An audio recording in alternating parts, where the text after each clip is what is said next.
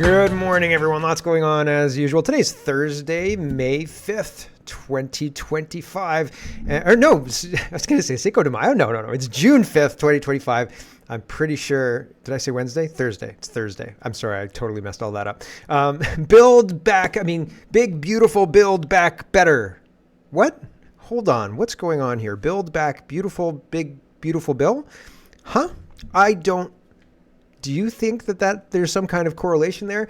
I am suspicious. But anyway, it's very, very interesting that the big, beautiful bill is creating a civil war in MAGA, according to the news. And indeed, Elon Musk is calling out Donald Trump and saying and calling on the Senate to kill the bill because the big, beautiful bill challenges or puts at risk some things that Elon Musk's Tesla relies on, is the speculation. And there are a bunch of other people who want to kill the bill for other reasons as well, not the magnetic reasons that you'd think, not the selfless reasons that you'd think, right?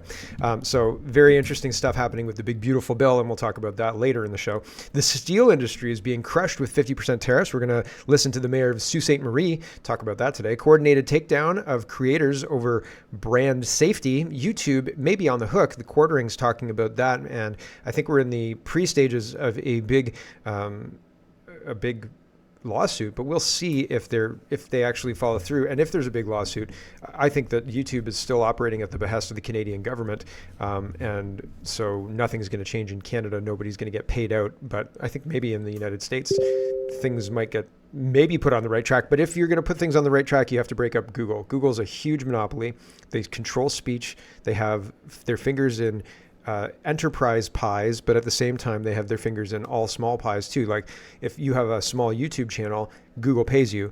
And also if you have a massive enterprise company, maybe you use Google Workforce or Workbook or whatever it's called for their enterprise suite for communications and business and things like that, right? And so Google's got their fingers in everything. And if they decide, well, we don't like people who say that man can't be a woman, and they take away your ability to advertise, they take away your ad revenue, they take away your YouTube channel, well, that's antitrust, right? Like there's a problem with that. I mean, they took over, they broke up Microsoft for less. They said, you can't have an internet browser on that computer. And Microsoft said, really? Can we have a calculator? Anyway, the whole thing was kind of weird, but they did that. And if they leave Google intact, I feel like they're just ignoring a really big problem.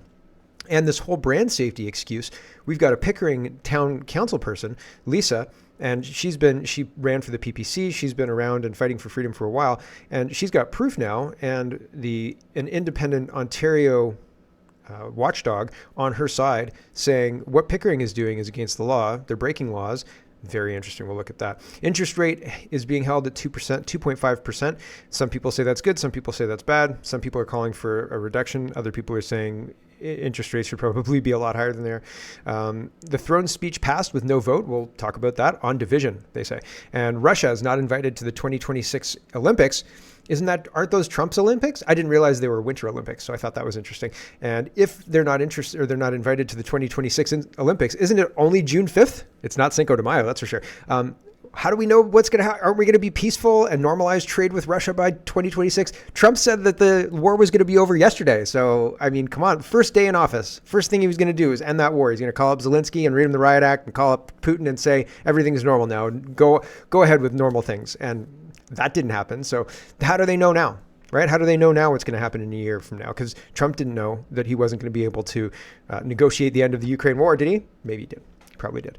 So there's lots to get to. Let's get to it. First, we have to start with the full-blown invasion of the West and the use of our state apparatus, our institutions, all of those things to make sure that the invasion of the West goes ahead swimmingly without any kind of impediment.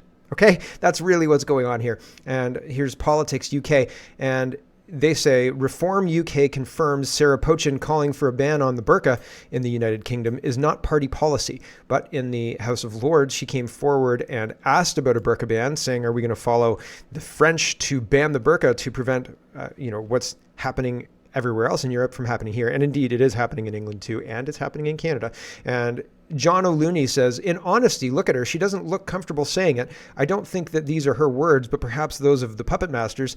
The elites crave civil unrest. So what do? You pack in a whole bunch of people who believe in Islam and then, or who believe in burqas and things like that. And then you get a party who gets elected and starts saying this.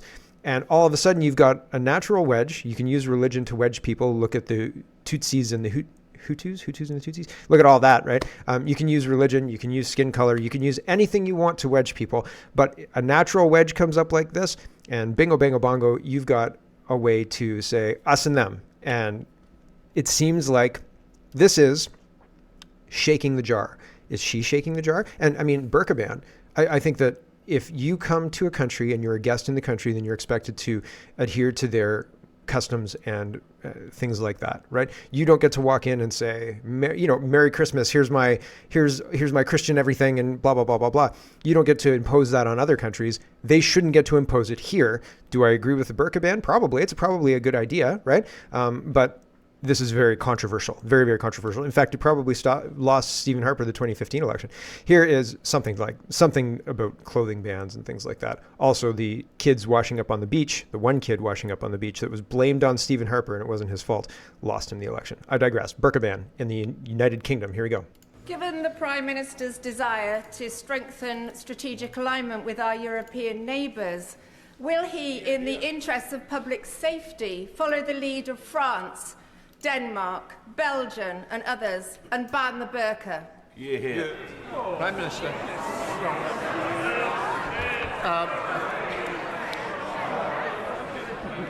Can I welcome her to her place? But I'm not going to follow her down that line. But now she is here and safely in her place, perhaps she could tell her new party leader that his latest plan to bet £80 billion of unfunded tax cuts, with no idea how he's going to pay for it, is Liz Truss all over again. So he doesn't want to talk about the burqa ban. He welcomes her to her place, and he pivots to Nigel Farage and all of these other things. Liz Truss dropping names, and it's a political pivot, right? And he's not going to talk about the burqa ban, right? And the House of Lords is ooh, so bad, so bad, so bad. The press too. All of the people who want the invasion to continue are going to say, oh, it's so bad to criticize. Well, no. When you are a guest in somebody else's country, whether you live there for an extended period of time or not, you should abide by their customs and not demand adherence to your way of life. Rupert, who's an MP in the United Kingdom, says the burqa is a political symbol. It represents a deeply patriarchal and unpleasant worldview that has no place in British society. We must defend the freedom of girls and women born into a culture where that suffocation isn't a choice but a rule. Let's ban the burqa. So there you go. The conversation is happening in England. And why? Why is this happening? This is in England, but we've seen videos of British cities that look very similar. The video shows a Danish city, Geert Wilders, Netherlands, I guess, and it's got burqa-clad women and lots of Muslim people, et cetera, or Islamic people. I don't know what's respectful to say, whatever. But that's the point and the problem. Radio Genoa says this is Molenbeek. Geert Wilders is absolutely right. This is not immigration. It's an Islamic invasion that wants to erase European culture and history, a real apocalypse. And we're too polite to even acknowledge that it's happening, to even talk about it. How dare you, right? The House of Lords is hissing and booing because somebody's bringing up these things that are on the people who pay the taxes and the salaries of everybody in the House of Lords and the House of Commons and so on and so forth. That's what they're talking about, and they're, you can't talk about that. Geert Wilders says Western European cities look like medieval Arab cities with women in hijabs and burqa. We feel like strangers in our own country. This is what an Islamic invasion looks like. Real time, everybody. We are living it real time. What a time to be alive. Mega Voice says, breaking, President Trump drops the microphone on Europe saying we will not let what happened to Europe happen in America. So 2 minutes of this. We'll stop it when it stops making sense to listen to. Here we go. The recent terror attack in Boulder, Colorado, has underscored the extreme dangers posed to our country by the entry of foreign nationals who are not properly vetted, as well as those who come here as temporary visitors and overstay their visas. We don't want them. In the 21st century, we've seen one terror attack after another carried out by foreign visa overstayers from dangerous places all over the world. And thanks to Biden's open door policies, today there are millions and millions of these illegals who should not be in our country.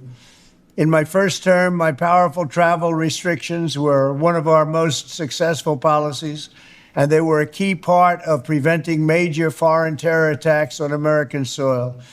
We will not let what happened in Europe happen to America. That's why on my first day back in office, I directed the Secretary of State to perform a security review of high-risk regions and make recommendations for where restrictions should be imposed. Among the national security threats their analysis considered are the large-scale presence of terrorists, failure to cooperate on visa security, inability to verify travelers' identities, inadequate record-keeping of criminal histories, and persistently high rates of illegal visa overstays, and other things. Very simply, we cannot have open migration from any country where we cannot safely and reliably vet and screen those who seek to enter the United States. So there we go. We'll leave that there. Yeah, pretty interesting. Here's the White House. It's the same video. It's just, I wanted to show you, it's official. They put it out on the official channels too. Disclosed TV says, just in, Trump signs proclamation to restrict the entry of non-immigrant foreign students at Harvard. Oh, that he also signed a travel ban. There's 12 countries. Darn, I thought I had the travel ban there. Trump signed a travel ban, banning travel from a bunch of countries, and it had the list, and that's what I was hoping to communicate. So this is probably, the one that I wanted is probably later in the show somewhere, but Trump restricts foreign visas at Harvard University, in addition to banning 12 countries from travel into the United States. It's a bunch of South African countries as well. I think it's mostly African countries. Maxime Bernier is responding to this first reading. High immigration is worsening Canada's economic problems, says report. So in the United States, they're saying we're not going to let what happened to Europe happen here. In Europe, in the Netherlands, Geert is saying, have you seen European cities? They look like Middle Eastern Arabic cities with women clad in burqas. And the House of Lords in the United Kingdom is saying, hey, should we ban the burqa? Despite everybody hissing and booing there, these are conversations that are happening. And in Canada, we're ignoring it all completely, right? Record high immigration is impacting productivity and housing affordability. Keep your eyes closed. I see no evil. Two metrics on which Canada is among the worst in the world. Worst in the world? Sorry, I had my fingers in my ears. I couldn't hear that. Maxime Bernier says, who could have guessed? By overseeing one of the most dramatic immigration surges of modern times, Canada has cratered housing affordability, kneecapped productivity, and concealed the true state of its economic growth, according to a new profile by the Organization for Economic Cooperation and Development, OECD. So, yeah, we're screwing ourselves over and over again. Here is Jeffrey Rath. I think he might be the first president of independent Alberta before Alberta becomes the 51st state. Anyway, he says, just had a very disturbing conversation with a Canadian immigration officer. I was told about the complete abuse of, quote, open work permits and, quote, temporary resident permits by the Liberals to flood Canada and Alberta with unvetted people from some of the most violent and criminal regions on earth. The so-called open work permits instantly come with social insurance numbers, which instantly enable the so-called workers to collect social assistance, probably, and vote too as well. Any so-called foreign worker committing a crime or collecting social assistance needs to be immediately deported. Yes, those people are being used to attack us by stealing our social insurance.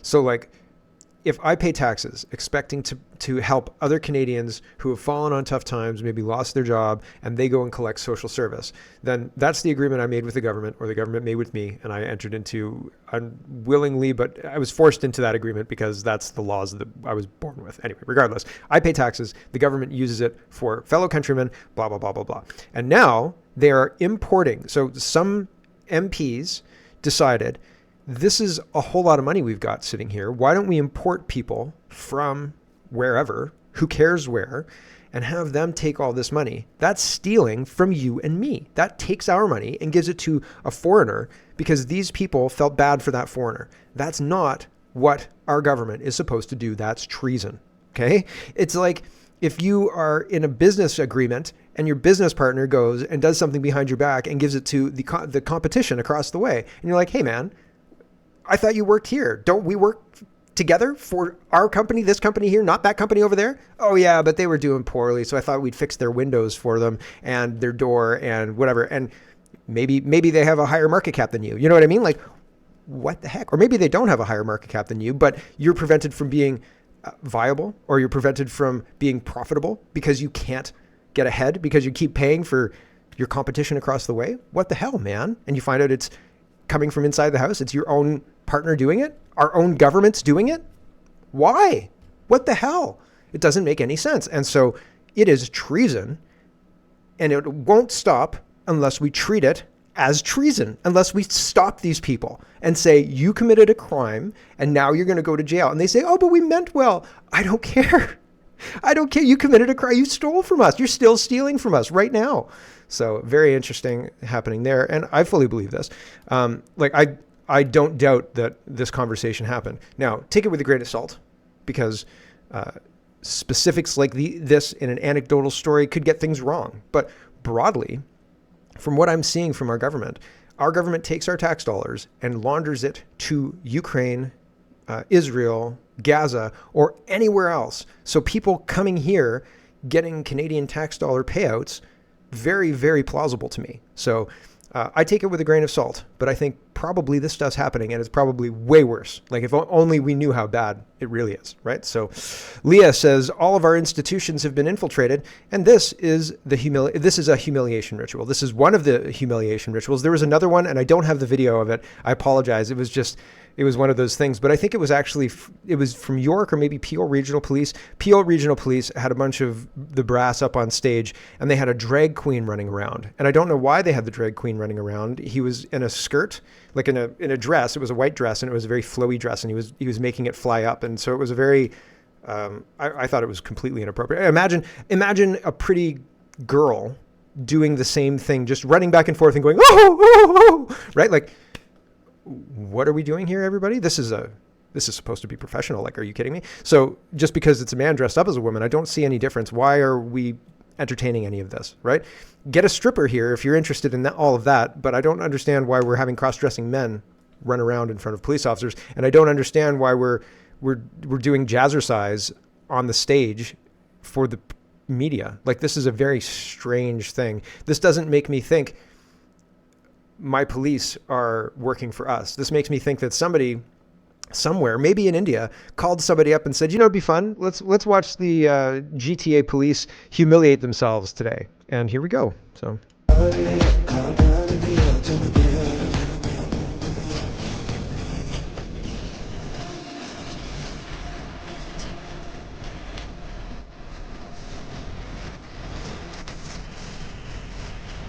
Nope. If I was scheduled to do this, I'd quit. I'd come up to the podium and I would say, this is I'd pull off whatever brass things that I was wearing. I'd take my hat off and I'd say, I quit, you lunatics. This is insane. This is insane. And I'm not going to do this anymore, and you can shove it up your ass. Nope. Absolutely not. I would not subject myself to being humiliated like this, period. I've seen videos of George Bush dancing on stage with people, and he looked like an idiot too. And if I was the most powerful man in the world, the president of the United States, even if I wasn't, if I was a street rat and somebody said, come up here, we're going to have you dance around and blah, blah, blah, I'd be like, you know what? Nope. Absolutely not. No. How about that? Nope. And so I think it's funny, but it's terrible. Like, the state of our police is such that they don't have a backbone or the ability to think for themselves. If you're standing here thinking, like, what do they think? I'm helping? Like, give me a break, guys. You're not, right? How much? Well, this Rupa says, why do Canadian cops feel the need to humiliate themselves like this? Here dancing to a Bollywood song. You'd never see police in India doing this kind of performance horse shit that too in the name of diversity, only in Canada. Yeah, it's one of those things where we are beclowning ourselves and allowing our institutions to look foolish for what? Like, these police officers are overseeing a rise in gun crime, violent crime, all sorts of other stuff, and they're dancing to Bollywood, and they're thinking we're helping? Give me a friggin' break. Are you kidding me? Michelle Rempel, the WEF darling, says, elbows up, and Toronto Sun says, bail for third man charged in London, Ontario's largest fentanyl bust. So he gets bail, largest fentanyl bust. Oh, but he gets bail. I wonder why he gets bail. You see why he gets bail? It's a Middle Eastern man in the picture. That's why he gets bail, right? If it was a white guy, he'd be already at Alcatraz, right? They would have sent him there to help Trump open it up. Don Davies, who's the interim leader of the NDP, says, "Today I was pleased to meet with the Muslim community leaders from across Canada as part of NCCM's National Advocacy Day. We discussed the urgent need to combat Islamophobia, protect human rights, and ensure all Canadians feel safe, respected, and included." I don't feel safe, respected, or included in my own country, thanks, Don. And I don't feel safe, respected, or included because the priorities are this guy meets with the Muslims. And when's the last time he met with, I don't know, Christians? Who's the Bishop of Canada? Who's the Bishop of Ontario, Don? So feel safe and included. You know where they'd feel safe and included? Somewhere in the Middle East. They could feel safe and included there for all day long. I don't care. But it's not our job. It's not our job to take care of all of these people. It's not our job. And in fact, we're losing our culture and our country by trying. So we should stop. We definitely should stop. Let's move into our grab bag of governance. And yesterday, the throne speech passed the confidence vote. So that was fun. And the confidence vote didn't actually happen at all. It was I'll show you the vote where it passed.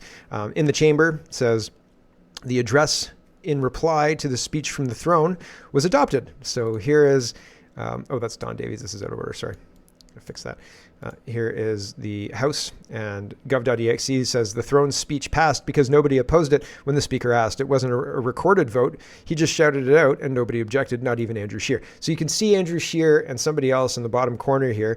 But this is the vote for the throne speech. And okay, the reason that Don Davies was here is because he's saying that they're not going to support the throne speech. They're going to vote no on the throne speech. And it was done on division. The throne speech passed on division because he said, does anybody oppose? And nobody opposed. So here's Don Davies talking about how they're going to vote no on the throne speech. Here we go. If they had voted no, the throne speech wouldn't have passed on division. Okay? I want to announce today is that New Democrats met caucus this morning, and we decided that we are going to be voting no to the throne speech. 1.2 million Canadians sent New Democrats to this parliament to advocate for working families across this country. And yet, in this throne speech, we don't see those priorities reflected. Millions of Canadians don't have access to an affordable home. They don't have access to timely health care, and they don't have access to the good family-sustaining jobs that they need. Well, that's because your last leader propped up the Liberals while they destroyed the country. So you're going to vote no on things? Okay, vote no. Here's your opportunity, NDP. Were you not in the chamber? Here's the opportunity to vote no. Nobody said a word. The women are in suits. Look at this. They're both in suits. Are they both wearing bow ties? Weird.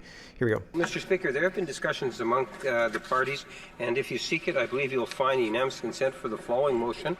That notwithstanding any standing order or usual practice of the House, A, the address be engrossed and forwarded to His Majesty the King. B, an address be presented to Her Excellency the Governor-General, praying that Her Excellency will be pleased to transmit to His Majesty the King an engrossed address which the Commons of Canada in Parliament assembled adopted in reply to His Majesty's speech at the opening of the first session of the 45th Parliament, and C, the address be engrossed and presented to Her Excellency the Governor-General by the Speaker. All those opposed to the honourable members moving the motion will please say nay. Agreed. The House has heard the terms. You can see the leader of the opposition right here. That's Andrew Scheer. He didn't say anything. He heard him. Didn't say anything. Of the motion. All those opposed to the motion will please say nay. Andrew? Carried. There you go. Passed. He's chatting with Mark Garrettson, who's the leader of the government in the House, as far as I understand it. So pretty interesting stuff happening there. Vesper says to everyone freaking out over the Conservatives, please look at this. This was posted 20 minutes ago. This is another confidence vote, or there is another confidence vote coming. Pierre said he would vote against it with the Conservatives. See link below. So the next confidence vote is expected to be on the main estimates, which were tabled last week and outline annual government expenditures. Similarly, the estimates are automatically considered a matter of confidence, and Conservative leader Pierre Poilievre has already announced his party will vote against the government. The estimate The estimates will be examined for 4 sitting days by a committee of the whole, which will be formed on Thursday with a vote expected later this month. So they're going to, I was asking why would they not bring, if the NDP were going to vote no and the Bloc, well, here's Blanchett, I think, talking about how much he hates, well, how much Carney hates Quebec. I can't imagine the Bloc propping up the Liberals. So why did they allow this throne speech to pass? Why didn't they plunge us into another election and vote no confidence, right? Because nobody has confidence. You can't govern a country with no budget. Come on, really? Nobody has confidence in this. So why wouldn't they do that? It doesn't make sense. And Vesper's suggestion is basically that if they brought the government down now, they wouldn't have anything to bring to the Canadian people for why. It was just, seems petty, you know what I mean? But it doesn't seem petty. They refused to table a budget. But now they're giving them the opportunity to refuse to table a budget? I don't know. He says that's what he thinks. He says, I'm not a CPC HQ. He's not at CPC HQ, meaning he doesn't work there. But if he had to guess, it would be that they need something so overtly absurd presented by the Liberals so as to use it against them. The budget is the perfect opportunity to pounce on them. They knew there was a second confidence motion that was coming soon. So they allowed this to pass on division because they knew another confidence vote was coming soon. So everybody votes for the King's speech, and don't worry about it, everyone. There's another confidence vote coming soon. I don't buy it, but there's no choice but to watch what happens next, because here we are. Here's Blanchett. Keep this in mind when he supports the Liberals, okay? Because the NDP have said we're not supporting the Liberals. So when Blanchett comes in and supports the Liberals to give them a pass or whatever, or you know what, it'll probably be 3 people, three rogue yeses that put it over the top. So all of the political parties voted against it except for these 4 people or something like that. It's 173 to whatever it is, and they can carry the no budget through, which is that is not something that should be allowed, period. Here's Blanchett on Carney. Do you think Mr. Carney understands Quebec? I think he does not give a damn. It is a problem for him to be forced to try to speak French, and he doesn't like it, and he does not really understand. He doesn't like us so much. He will never say that he does not like us, but I don't feel the love. I don't feel interest for Quebec. I don't feel interest for the difference. I don't feel interest. He doesn't like us. He doesn't like me either. Right? He doesn't like Ontario. He doesn't like Canadians. He doesn't really like white people. Right? So for the language, I don't feel interest for the culture. I don't feel interest for anything which is Quebec. What defines us is not even part of his vocabulary, because for the time being, I don't see what's good for Quebec in it. Do you think Mr. Carney understands? So he doesn't see, I don't know what he's specifically talking about there, but he's going after Carney pretty hard, saying, he doesn't like us, he doesn't like Quebec, he doesn't like speaking French, he doesn't like this, he doesn't like that, he doesn't like us. And yep, that's true of the rest of Canada too. Very, very interesting. He doesn't like the rest of Canada either for various reasons. Blacklock's reporter says Safety Canada would repeal. So this is Mark Carney's bill. And we're going to talk about that shortly in censorship as well. But in Mark Carney's bill, they're trying to allow police to open your mail, and people have speculated that extends to email as well. So full-blown police state, surveillance state, all rolled into one. Woo! Great for your safety, comrade. Super good. It's double plus good. Safety Canada, so this is the official account of Public Safety Canada, would repeal a 158-year ban on police opening mail. It's 100% charter compliant, the minister says. Are you concerned at all about the civil liberties of Canadians? No. Next question. Absolutely not. Next. Here is Ryan Garrettson, and this is Dane Lloyd, MP Dane Lloyd, and he says, just listen to this absurd non-answer. Dane asks, hey, did you guys buy any water bombers like you said you were going to? Spend $500 million on water bombers to be ready for the next fire season in 2021? And they say, next question. Here we go. Trudeau said a re-elected Liberal government would spend $500 million to train and equip 1,000 new firefighters across the country who would be ready to spring into action before the next wildfire season. The money would also buy equipment such as water bombers and helicopters. We know that didn't happen by the next wildfire season, but now it's been 4 years since then. Can the member who's part of this government tell us how many helicopters and how many water bombers has this government bought since that promise was made in 2021? The honourable member for Winnipeg South. Well, thank you, Madam Speaker, and I want to thank the Honourable member for the question. The honourable member, I would put a question back to him. Climate change is real. We are yes, having the hallmark of a real thing. Listen, unicorns are real, and we definitely need to have policies around unicorn rearing. To adapt and learn from the various experiences that are taking place across the country, whether that be Fort McMurray, whether that be Jasper, whether that be Manitoba. We do need to beef up our forces. We need to train more firefighters. We need more water bombers. And we need to get to work together, Madam Speaker, to make those things happen. They didn't do a damn thing to do any of those goals since the last time they said, oh, we're going to do this stuff. Why would anybody work with these people? Holly Doan is highlighting this. Attorney General Sean Fraser apologizes after saying First Nations don't hold veto power over pipeline projects. Cabinet earlier defended Indigenous pipeline blockades as a democratic right. I learned my lesson, he says.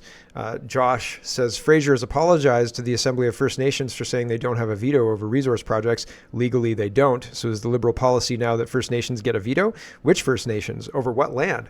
Are the rest of us now second-class citizens? It seems so, and that's ridiculous.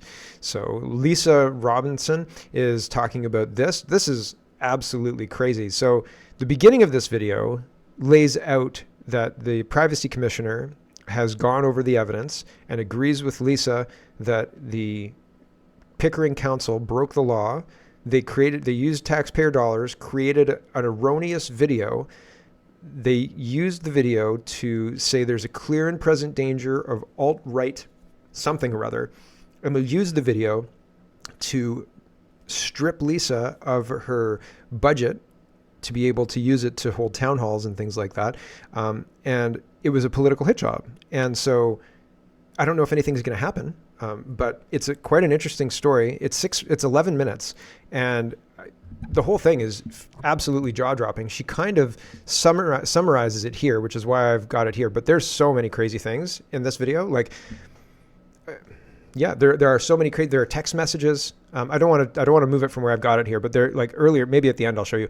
But earlier in the video, there are text messages between them trying to dial the video in to make it as damaging as possible, and the language they use is very, very purposeful to try and communicate a quote clear and present danger that doesn't exist. Here's Lisa. Of time, coordination, and the internal planning being done instead of doing city business. The narrator, Shauna Muir, a staff member. The opening and closing lines delivered by the mayor himself, providing his full endorsement. This video was used to cancel all in-person meetings. It was used to block me from using my council budget to hold any more town halls. It was all based on a false narrative, a lie, now exposed by the Ontario Privacy Commissioner. This isn't a mistake, it's corruption. This was a coordinated campaign involving the CAO, the city clerk, the city solicitor, the director of corporate communications, the narrator, other city staff, and the mayor who fronted the video and supported its release. They used their power to illegally access surveillance footage, to smear a sitting councillor, to mislead the public, to defame residents, to break privacy laws, to silence dissent, to block community engagement. This was all deliberate. This was top down, and this was unlawful. After knowing all this, we must return to in-person council meetings immediately. The IPC has confirmed that no public safety threat existed. The digital shutdown must end. And don't let the excuse of chamber renovations be used to justify this ongoing suppression of public access. And yeah, so we'll leave it there for now. Let's see if I can find the video of the. Oh, there it is. Oh my gosh, it was there and then it was gone. Okay, there it is. So the text messages. One, she says, very well done, especially considering the limited time and the amount of material to sift through. This is a text message between them talking about how to use the video against Lisa. 1, I presume that we have permission of the Legion to post their letter to Councillor Robinson. 2, at the 8:50 mark, the image includes blank with the outsiders. It could mislead people to think that blank is one of them and blank is definitely not. I would remove that image or blur blank out. Either works for me. At 10:50, he was asked to leave because of the unauthorized filming, not because he was targeted in any way. Just want that to be clear. Also, we include the handles of many posts. I trust that's fine. At 8:30, to me, they are trying to advance their alt-right agenda. Their alt-right agenda. How dare they advance their alt-right agenda, right? Those evil alt-right Canadians. Pretty crazy stuff. I'm honestly blown away. Donald Best is talking about a new bill in Ontario that may actually, he doesn't like it, but it may actually address some of these oversteps by council. Donald says Ontario Premier Doug Ford and his leftist allies want to gut local democracy. New legislation would silence your elected municipal councillors, stripping them of the power to speak, act, and be accountable to you, the voter. Last week, the Ford PCs passed Bill 9, the so-called Municipal Accountability Act, on second reading. It's now at standing committee. The legislation mirrors a Liberal bill from 21 and poses a significant threat to local democracy and free speech. Here's a rundown of Bill 9. Centralized control over local councils. Bill 9 takes away municipalities' ability to set their own codes of conduct, handing that power to the provincial government instead of locally elected councils deciding on the rules. Queen's Park would dictate them, undermining local decision-making and shifting control to bureaucrats in Toronto. The city councils have been taken over by zealots and activists. Like, we need to rein them in. So I don't trust Ford, and I don't think that Ford's a liberal. But reining them in is necessary at this point in time, and it's well past due. And I think that you should probably remove councillors who are behaving in the way that these councillors are behaving. But we don't have that capacity or that power. 2, expand the powers for Provincial Integrity Commissioner. The bill grants the Provincial Integrity Commissioner, an unelected official, sweeping powers to investigate and punish local councillors based on vague breaches of conduct. They could even recommend the removal of councillors or for severe misconduct, opening the door to partisan abuse and political censorship. We're watching partisan abuse and political censorship play out right now, with Lisa being removed from her ability to do her job at all by partisan council members who are using their power against her in illegal ways. A dangerous new mechanism for removing elected officials. The bill allows municipal integrity commissioners to recommend removing elected officials based on undefined claims of serious violations or behavior that causes harm to someone's well-being. This vagueness sets a dangerous precedent that could overrule the will of voters and give unelected government officials more power than the elected. Bill 9 is nothing short of an attack on local democracy. I don't see it that way. I don't trust Ford, but these people have lost their ever-loving minds, and we need a mechanism to stop them. So we'll see how it all plays out, I guess. Melanie says, have you wondered what anti-racist teacher training looks like? I can show you my latest from True North and Juno News. And so this is from Waterloo, Oxford, and it says dismantling whiteness at Waterloo, Oxford. Words matter. Family is identified as harmful by our racialized students, and it implies values positions of male authority and hierarchy, a nuclear family structure, not the same for everyone. Niceness asks for obedience, no room for questions or criticism, an expectation to prioritize families' needs and wants, sacrificing personal boundaries. So yeah, family is super bad. The thing that stuck out to me, and that isn't mentioned in like anybody's talking about it, I haven't read the True North report, so maybe they talk about it, but I'm not holding my breath. But dismantling whiteness is okay. What if we started dismantling blackness, or dismantling Asianness, or dismantling whatever else-ness, right? Jewishness, right? Like, could we do that? So, and if we did that, wouldn't people lose their ever-loving minds? How is dismantling whiteness something that you're okay with, and okay with sending your kids to be taught that these people are being trained to dismantle whiteness? Why is that okay? What is going on? Again, the first thing I would do as Premier of Ontario is dismantle the school boards. I'd fire everybody. I'd fire every single person in the school board and then rehire principals under a single school board. And every parent gets the money that they would normally get. So each kid in Ontario is worth between $10,000 and $13,000 a year. And if it's 13, it's because you have an EA or you're identified in some way that you need special resources and things like that. And if you're 10, you're run-of-the-mill kid. So I'd figure out a way to, give the parents enough money to be able to put their kids in charter school, and I would make sure that all schools in Ontario were teaching reading, writing, and arithmetic, and that's basically it. Like all the cultural stuff, all the social stuff, we need to end that stuff. And we need to have a mechanism by which you can remove teachers who start trying to bring that crap into the schools. Honestly, they're trying to undermine and dismantle the nuclear family, and it's wild. I know we're long today, but we're going to keep going. Katherine Kronos says, I was suspended from school council for objecting to the imposition of a land acknowledgement at meetings. Our next council meeting is tonight. Last night, I'm calling on Hamilton Wentworth District School Board to lift the suspension and allow me to attend. Thank you for the JCCF Canada for their support. So the JCCF sent a letter to the Hamilton Wentworth District School Board and told them that they're violating Catherine's right to be there. I don't know if that's accurate, but and so they're representing Katherine, and what the Hamilton Wentworth District School Board is doing is wrong because they are not allowed to speak on other people's behalf. And Katherine said, this land acknowledgement is ridiculous and doesn't represent what I want, and you should stop it, or at least have a rider in there that says I disagree with this forced speech because I don't agree with that. And so instead of dealing with the request from Katherine, they blackballed her from the meeting. So I hope they get sued.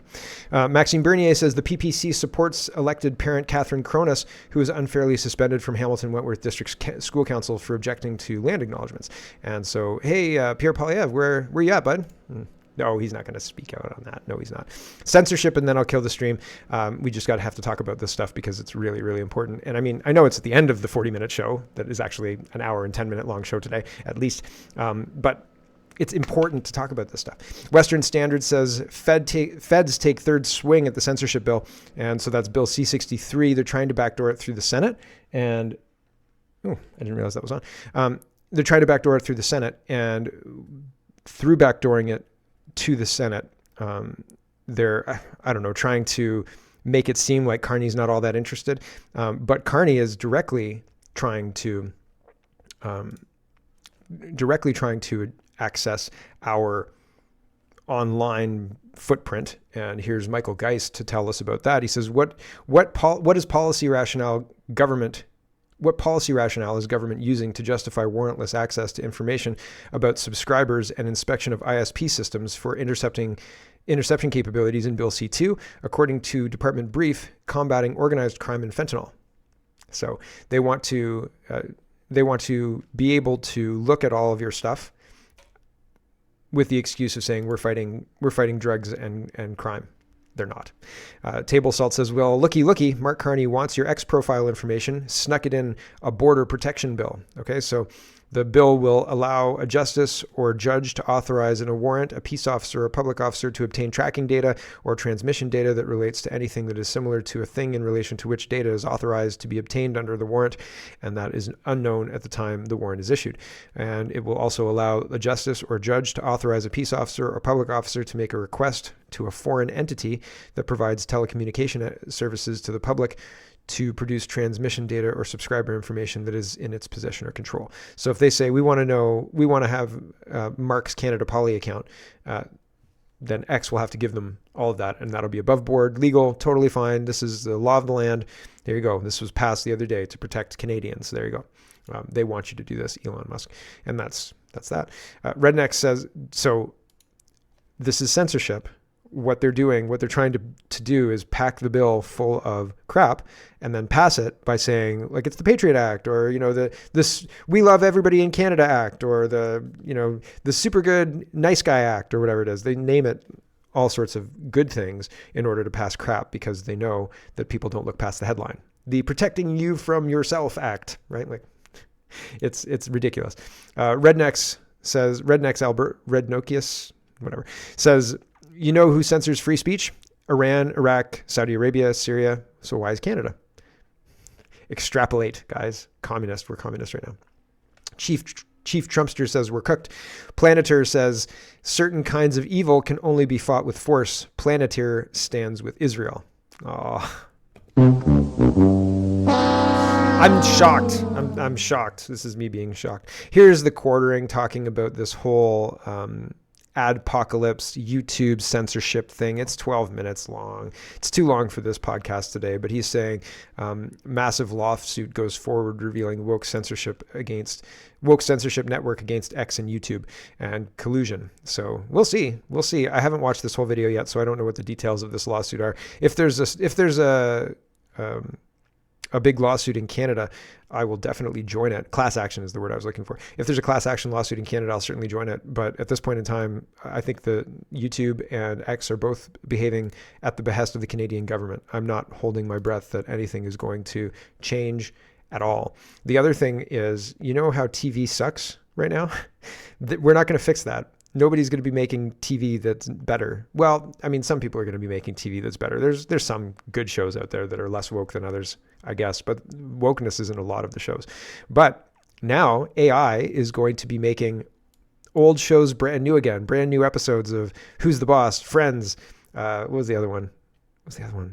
Seinfeld, right? Friends and Seinfeld was like a Thursday night 1-2 punch, right? And you had a couple of crappy shows and then Friends and Seinfeld. And then sometimes it was 2 Friends and 2 Seinfeld and all sorts of crazy stuff. But like people watched television on Thursday nights all through the 90s. It was insane. And so now they're going to make new episodes of Friends using AI and people can't tell the difference.